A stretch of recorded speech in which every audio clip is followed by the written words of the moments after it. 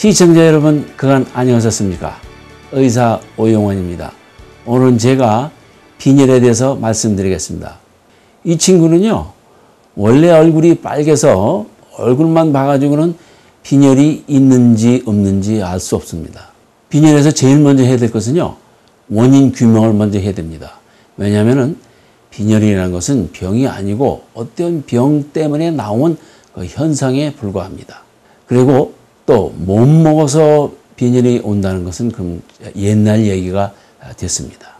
그래서 뭐 원인은 많이 있겠지만은 만성 질환, 만성 염증, 또 암에서도 또 빈혈이 올 수가 있습니다. 그런데 남자한테서 빈혈이 오면요, 그건 지들이 더 신경을 더 씁니다. 왜냐하면은 남자들의 그 테스토스테론은요, 이 골수를 자극해서 오히려 피를 더 많이 만들어내고 또 생리도 없습니다. 어떻게 그런 사람이 빈혈이 왔을까? 이렇게 신경을 더 많이 쓰게 됩니다.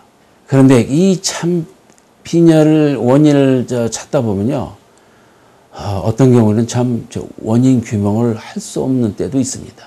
그 빈혈 중에서도 철분 결핍 빈혈이 많은데 그 이유는요, 철분은 몸에 그 흡수되기가 아주 까다롭습니다. 그 남자의 경우에서는 하루에 1mg, 여자는 2mg, 또 임산부는 5mg. 그 다시 말씀드려서 우리 몸에서는 하루에 필요한 만큼만 흡수합니다.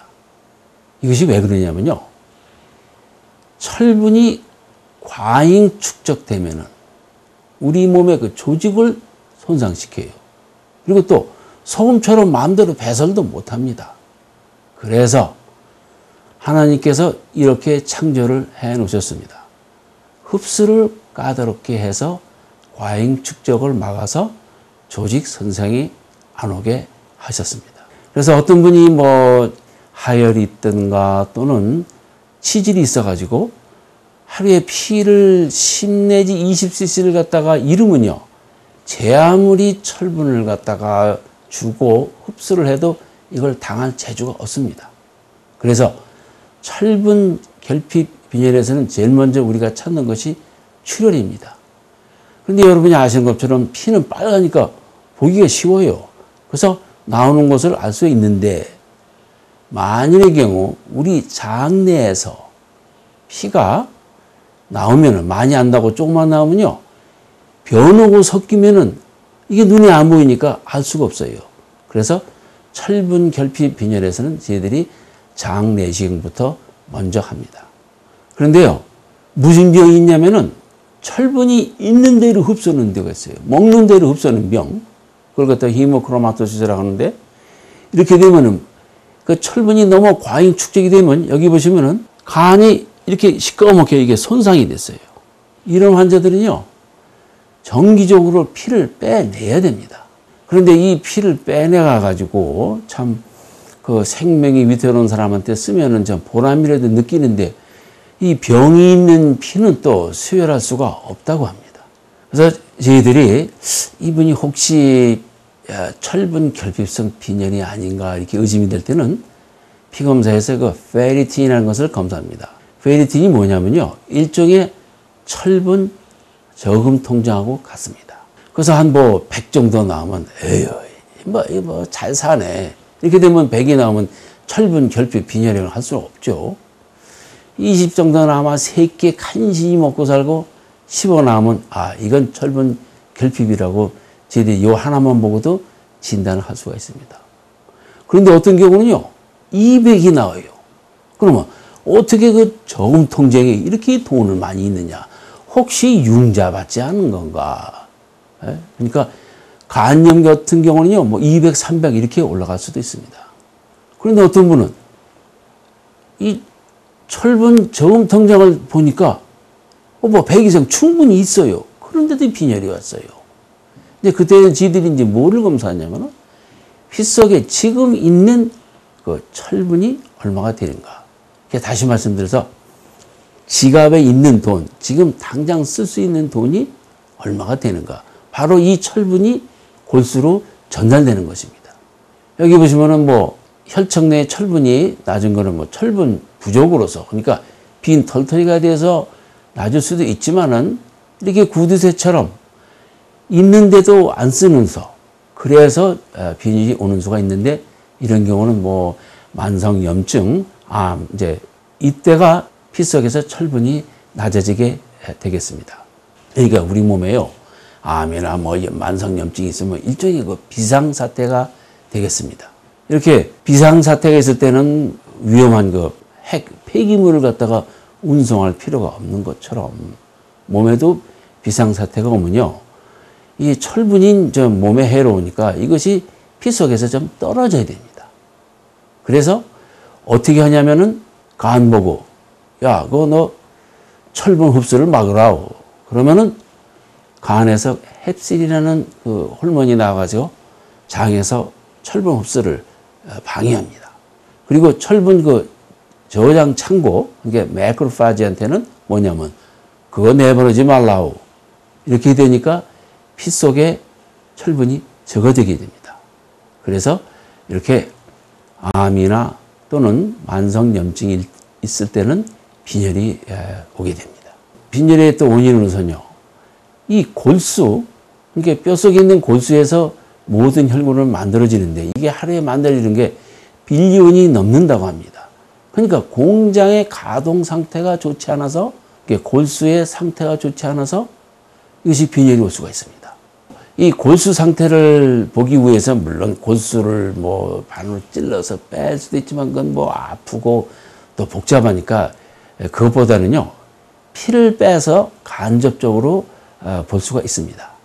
이제 피를 빼서 뭐를 보냐면요, 레티큘로사이트라는 것을 보는데 이것은 뭐냐면요, 혈구에서 방금 나온 이 적혈구를 레티큘로사이트라고 합니다. 그래서 형육을 보면요, 이렇게 얼룩무늬를 하고 있는 것이 또 크기가 좀 커요. 이것이 지금 방금 나온 겁니다. 그러니까 군인으로 말하면 논산훈련소에서 방금 나온 군인이 되겠습니다.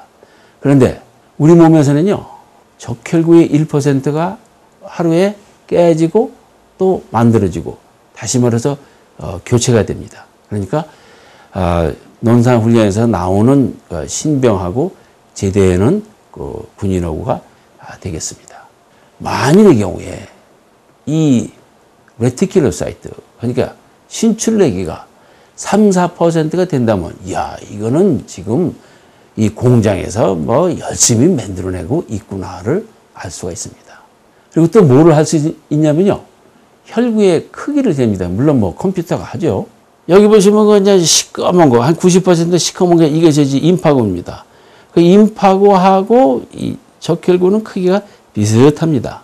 철분 결핍성 빈혈에서는요, 크기가 작은데 그 이유는 여러분이 아시는 것처럼 철분이 부족하면은 헤모글로빈이 적어집니다.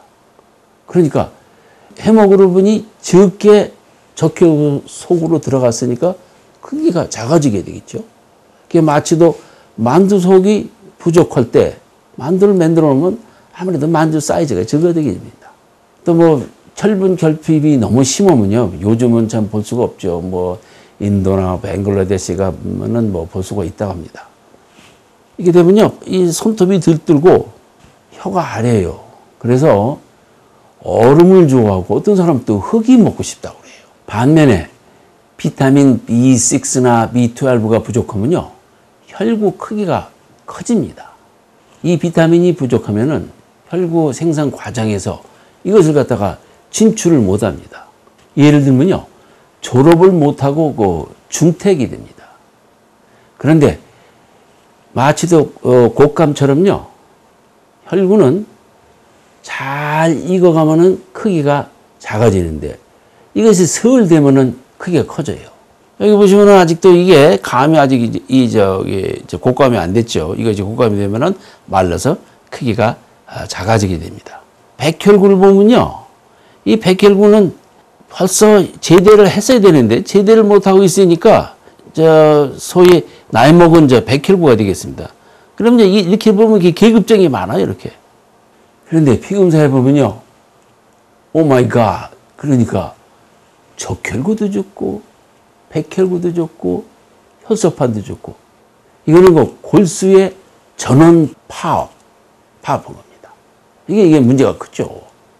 뭐 이런 경우는 뭐 항암 치료할 때, 어떤 때는 백혈병에서는 물론 백혈구수가 높아야 되는데 어떤 경우는 백혈구가 골수를 침투하면요, 백혈구 숫자도 이게 떨어집니다. 그리고 또 여러분이 아시는 것처럼 콩팥이 나쁘면은 빈혈이 옵니다. 왜냐면요, 콩팥에서 무슨 호르몬이 나오냐면은 에리트로포ietin이라는 호르몬이 나오는데, 이 호르몬은 이명박 대통령하고 좀 비슷한 역할을 하는 것 같아요. 그러니까 골수한테 자꾸 피를 많이 만들어라, 그러니까 경제를 살리기 위해서 열심히 일하자, 이런 역할을 합니다. 그러니까 콩팥이 나빠지면은 이 호르몬이 떨어지니까 빈혈이 올 수가 있습니다. 제가 말씀드린 것처럼 이 빈혈 원인 찾기가 진짜 힘들고요. 그러니까 여러 가지 피검사를 하는데, 어떤 분은 빈혈이 있다 그러니까 야, 그거 너 철분 먹고 비타민 먹어라, 이렇게 그냥 해서 또 잡숫고 오시면요, 저희들이 피검사를 하면 알 수가 없어요. 마치도 골프공이 물에 빠지면 뭐 가만두면은 이렇게 해서 꺼낼 수가 있는데, 이걸 후정거려 놓으면 이게 꺼내기 힘든 것과 비슷합니다. 그러니까 피검사 후에 철분하고 비타민을 잡수시면 되겠습니다. 오늘의 요점이 되겠습니다. 빈혈이 오면은 원인 규명부터 해야 되고요.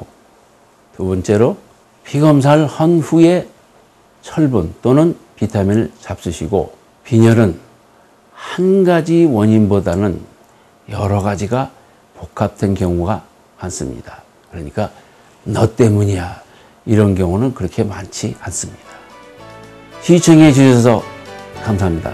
그럼 다음 주 이 시간에 다시 찾아뵙겠습니다.